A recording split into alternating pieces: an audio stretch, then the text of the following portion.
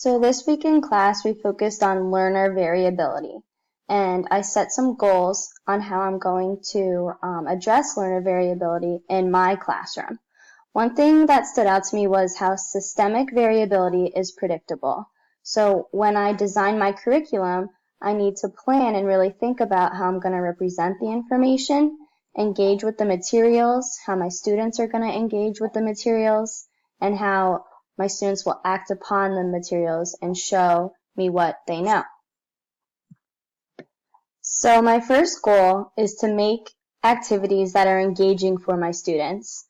By creating engaging activities, I'm tapping into the affective network of learning because my students are going to be eager to understand why, and I'm feeding into their values. So I want to give my students choice for how they practice and communicate the skills that we are learning.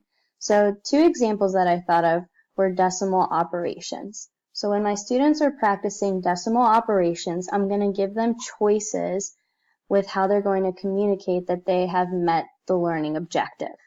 One choice my students can choose is a fantasy football scoring activity. So here's the activity. So this will be for the students who are really into football, and they can look at games 1 and 2 of the Eagles this season, and then it has them go through different players and practice adding, subtracting, and multiplying their decimals. Other students who might be really into Disney can choose to plan a Disney trip.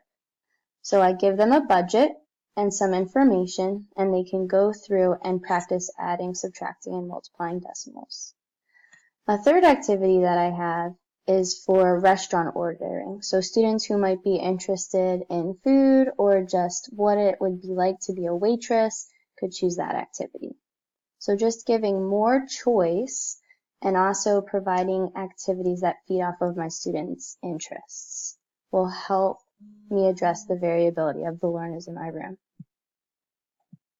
My second goal is to allow my students to represent their information and their thinking in multiple ways, so they don't have to be restricted to just showing their work a specific type of way. So this is to tap into the strategic network of learning. And one example that I thought of was with our fraction word problems. They can have a choice to draw pictures or they can write an expression. So in this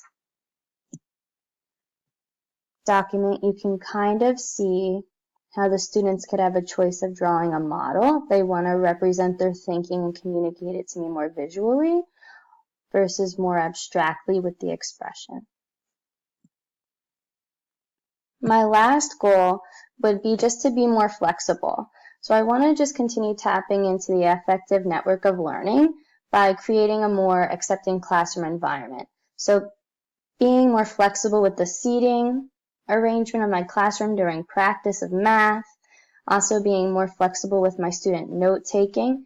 If some of them want to take it on their computers in OneNote versus in a spiral-bound notebook, if they need colors, highlighters, want to write in pen. Lastly, I want to be flexible with time management. I've been trying to incorporate more movement breaks and giving my students more processing time, or giving those students who don't need as much processing time some extension activities. So here are my 3 goals again, and by implementing all 3 of these goals, I hope to help my classroom become a better place that better addresses learner variability.